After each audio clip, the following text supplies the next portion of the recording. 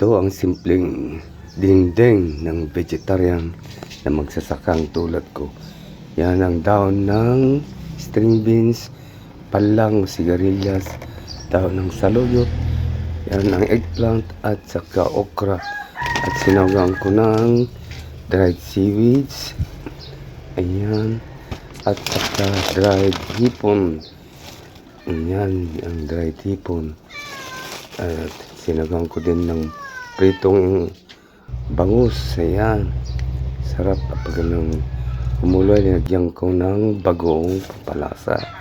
Nilagay ko na rin ang okra at isinunod ko ang sigarilyas o palang. Then nang maluto ay nilagay ko ang eggplant, ginayat na eggplant, at sinabay ko na rin ang daon ng saluyot.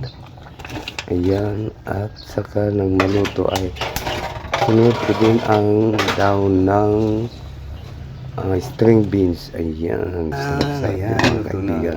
Simpleng ulam ng vegetarian magsasakang katulad ko. Thanks for viewing. Thank you. Let's eat. Kain na tayo. Sarap ito. Masustansya, rich in fiber at minerals.